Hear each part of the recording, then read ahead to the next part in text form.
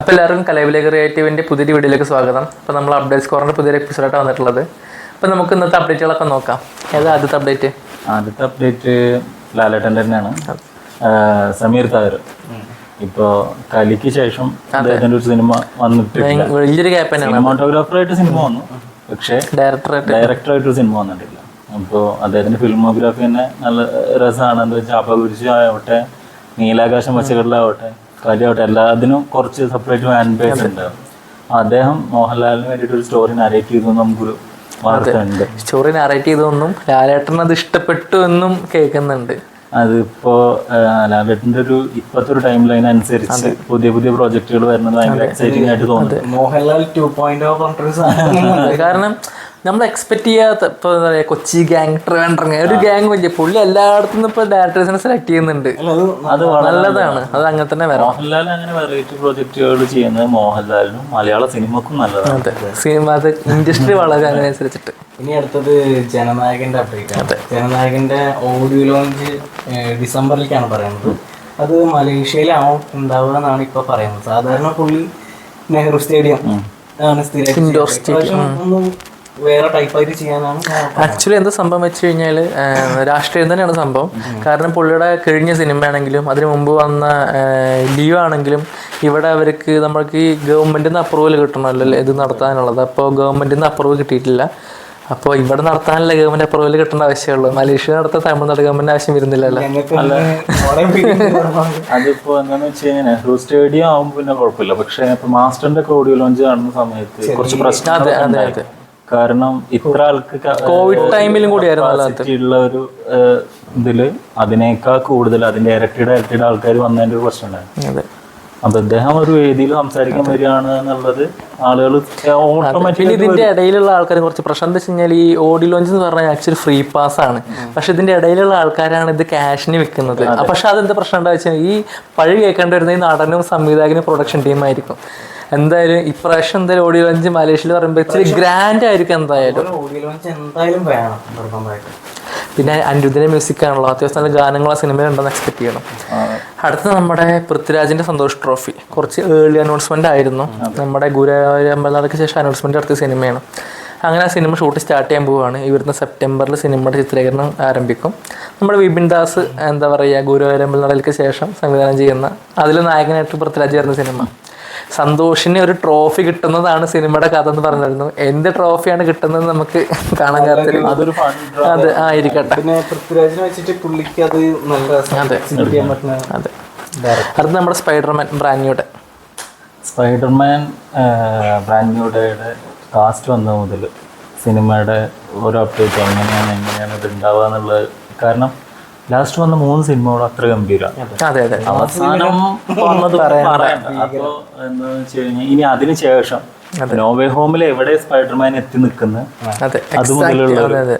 പിന്നെ ഇതില് നമ്മളെ സ്ട്രേഞ്ചർ തിങ്സ് സാഡിസം, അതായത് മാക്സ്, പിന്നെ ജോൺ ബ്രന്തൽ, അതായത് നമ്മളെ പണിഷറായിട്ട് അഭിനയിക്കുന്നത്, പിന്നെ നമ്മളെ പ്രിയപ്പെട്ട ചാർലി കോക്സ്, അതായത് ഡെയർഡെവിൾ അഭിനയിക്കുന്നുണ്ട്. അപ്പോൾ ആ സിനിമ സംബന്ധിച്ചിടത്തോളം അത് അതിൻ്റെ കാസ്റ്റ് കൊണ്ടോ അതിൻ്റെ ഒരു പ്ലോട്ട് കൊണ്ടോ അത് ഭയങ്കര ഇതായിട്ടായിരിക്കും. അപ്പോൾ അതിൻ്റെ ഓരോ പുതിയ അപ്ഡേറ്റും ഭയങ്കര നല്ല രീതിയിൽ തന്നെയാണ് പോകുന്നത്.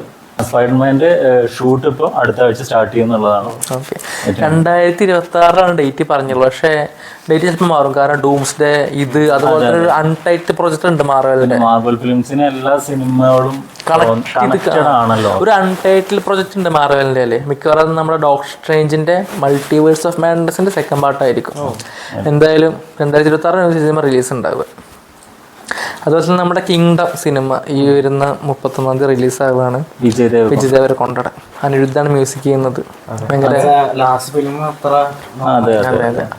വന്ന കുറച്ച് ഫിലിംസ്. അതെ,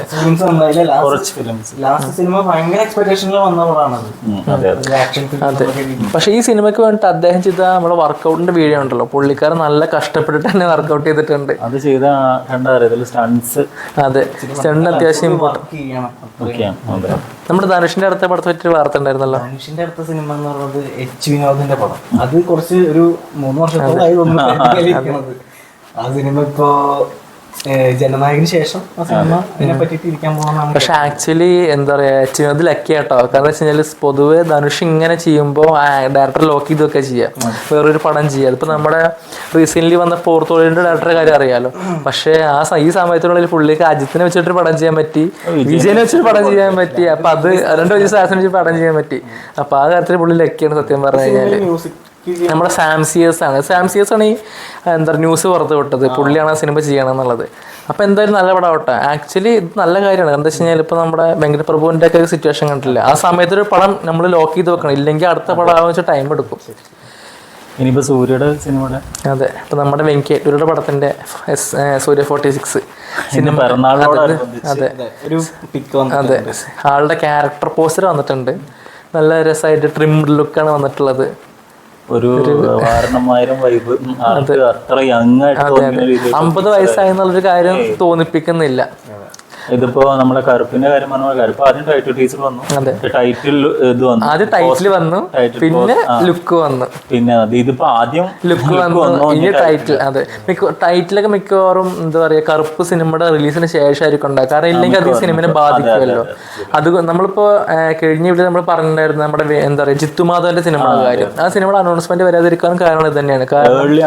വളരെ ഏർലി അനൗൺസ്മെന്റ്, കാരണം അടുത്ത വർഷം അവസാനം റിലീസാകാൻ പോകുന്ന ഒരു പടത്തിന് ഇത്ര നേരത്തെ അനൗൺസ്മെന്റ് ആവശ്യമില്ല, ടോക്ക് ഉണ്ടാവും. അതെ, ഇപ്പൊ തന്നെ ഇപ്പൊ ഇന്ന് കുറെ പേർക്ക് കറുപ്പിനെക്കാട്ടി ഇഷ്ടമായത് മറ്റേതുണ്ട്. അപ്പൊ അതന്നെ അവരുള്ളൊരു ടോക്ക് ഉണ്ടാവില്ല. അപ്പൊ അതുകൊണ്ടും പിന്നെ സമയം ഇരിക്കുന്നുണ്ട് ഒരുപാട്. പിന്നെ ആ സിനിമയിൽ നമ്മുടെ ഉണ്ണിപ്പാലോടാണ് DOP ചെയ്യുന്നത്, നമ്മുടെ സമീർ താഹിറിന്റെയും ഷൈജ് ഖാലിദിന്റെ ഒക്കെ അസോസിയേറ്റ്.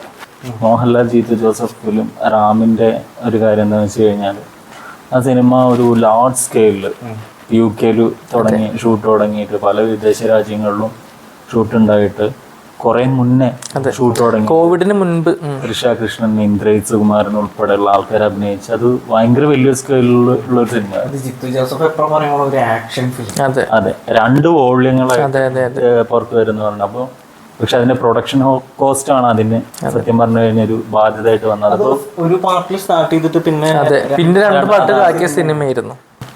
ലാസ്റ്റ് നമ്മുടെ ആസിഫിന്റെ പടം ഉണ്ടായിരുന്നില്ലേ അൽ ക്രോസ്, അതിന്റെ പ്രൊഡ്യൂസർ ആണല്ലോ പുള്ളി. അതിന് വന്നപ്പോ ഒരാൾ ചോദ്യം ചോദിച്ചു, റാമിന്റെ കാര്യം ചോദിച്ചപ്പോഴാണ് പുള്ളി പറഞ്ഞത് പ്രൊഡക്ഷൻ ഹൗസ് പറയാണ്ട് ആ സിനിമ സ്റ്റാർട്ട് ചെയ്യില്ല, കാരണം പുള്ളി റെഡിയാണ്, ലാലേപ്പൻ റെഡിയാണ്, അവരുടെ ഭാഗത്ത്. പിന്നെ അവിടെ ഈ കാലാവസ്ഥയും കാര്യങ്ങളൊക്കെ ഓക്കെ ആയിട്ടുണ്ട് ഷൂട്ട് സ്റ്റാർട്ട് ചെയ്യാനുള്ളത്. നമ്മള് മുൻപത്തെ വീഡിയോയിൽ പറഞ്ഞിട്ടുണ്ടായിരുന്നു നമ്മളത്, അന്നത്തെ ഫിസിക്ക് ലുക്ക്, തൃശ്ശയുടെ ലുക്ക്, ഇന്ദ്രജിത്തിന്റെ ലുക്ക്. അത് മാത്രല്ല സ്റ്റണ്ട് ആർട്ടിസ്റ്റുകൾ, ചൈൽഡ് ആർട്ടിസ്റ്റുകൾ, അവിടുന്ന് ലോക്കൽ ആർട്ടിസ്റ്റുകൾ, വളരെ 2 കാലഘട്ടം. അതെ അതെ അതെ, അല്ലെങ്കിൽ നമ്മുടെ ധ്രുവ നക്ഷത്രമൊക്കെ ചെയ്ത പോലെ ബ്ലെൻഡ് ചെയ്യണം. പക്ഷെ വളരെ ബുദ്ധിമുട്ടായിരിക്കും അതിനെ സംബന്ധിച്ചിടത്തോളം. എന്തായാലും ഭയങ്കരമായിട്ട് പ്രീ പ്രൊഡക്ഷൻ പുള്ളി ചെയ്യേണ്ടത്, അത്രമേൽ പ്ലാൻ ചെയ്തിട്ട് ആ ഷൂട്ട് സ്റ്റാർട്ട് ചെയ്യാൻ പറ്റുള്ളൂ. പക്ഷെ എന്തായാലും നമുക്ക് ആദ്യം വരേണ്ട ദൃശ്യമാണ്, ദൃശ്യത്തിന് ശേഷം എന്തായാലും സംഭവിക്കട്ടെ.